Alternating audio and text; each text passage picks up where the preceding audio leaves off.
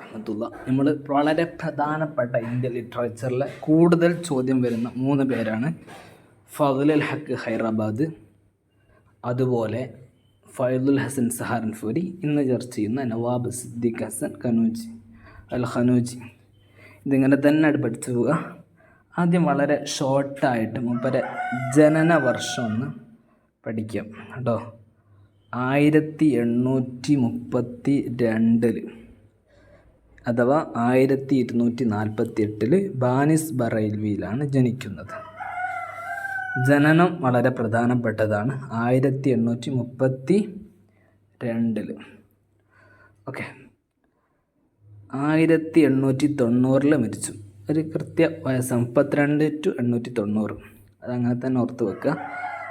ഇനി മൂപ്പരെ പേര് മുഹമ്മദ് സിദ്ദീഖ് ഹസൻ ബിൻ അലി ബിൻ ലുത്ഫില്ലാഹിൽ ഖനൂജി എന്നാണ് പേര്.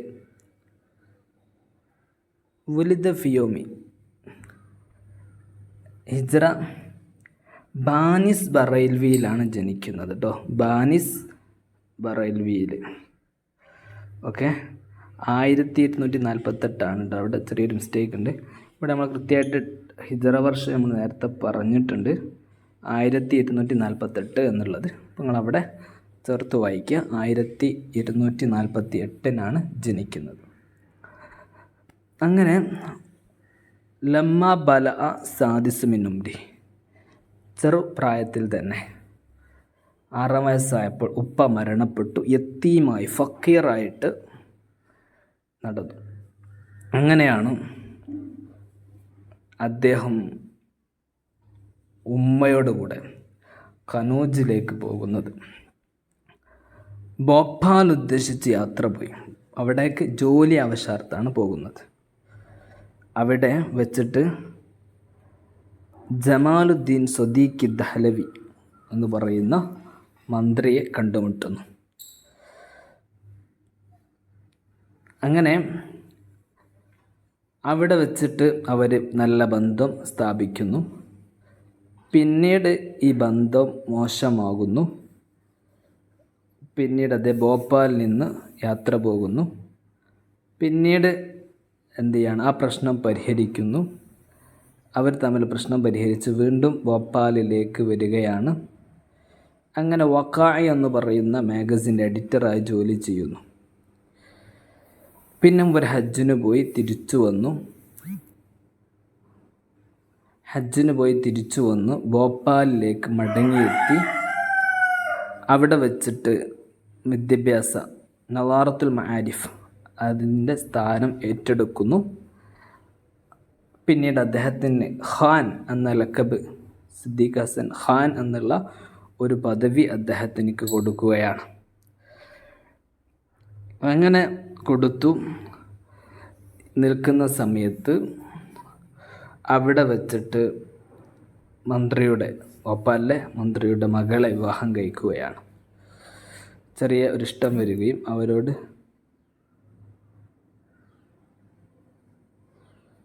അങ്ങനെ വളരെ നവാബ്, പിന്നീട് മകളെ കല്യാണം കഴിച്ചു കൊടുത്തു. നവാബ് എന്നുള്ള സ്ഥാനപ്പേരും കിട്ടുകയാണ്. ഫത്ഹുൽ ബയാൻ, അങ്ങനത്തെ ഒരുപാട് ഗ്രന്ഥങ്ങൾ, നൈലുൽ ഔത്താർ, പ്രധാനപ്പെട്ട ഗ്രന്ഥങ്ങൾ അദ്ദേഹത്തിനെക്കൊണ്ട്. റൗളത്തുൻ നദ്ദിയ, പ്രധാനപ്പെട്ട ഗ്രന്ഥങ്ങളാണ് റൗളത്തുൻ നദ്ദിയ, അബ്ജദുൽ ഉലൂം, നൈലുൽ ഔത്താർ, ഫത്ഹുൽ ബയാൻ. ഈ 4 കിതാബ് കാണാപ്പാഠം പഠിക്കണം. ഇനി ഇതിൽ വളരെ പ്രധാനപ്പെട്ട 2-3 വിഷയങ്ങളുണ്ട്. അതൊന്ന് ഞാൻ പറഞ്ഞുതരാം. ഇദ്ദേഹം ഭോപ്പാലിലേക്ക് ഇതിനിടക്കാണ് അദ്ദേഹത്തെ ക്ഷണിക്കുന്നത്. ഭോപ്പാൽ എന്ന് പറയുന്ന ആ ഒരു ബന്ധമുള്ളത് ഖനൂജിയാണ് എന്ന് ഓർത്ത് വെക്കുക. പിന്നെ സിക്കന്ദർ ബീഗം എന്ന് പറയുന്ന ആളെ ഷാജഹാൻ, അവളുടെ മകൾ ഷാജഹാൻ ബീഗം എന്നവരെ വിവാഹം ചെയ്തു. അങ്ങനെ ഇതും ചോദിക്കാറുണ്ട് കേട്ടോ. പിന്നെ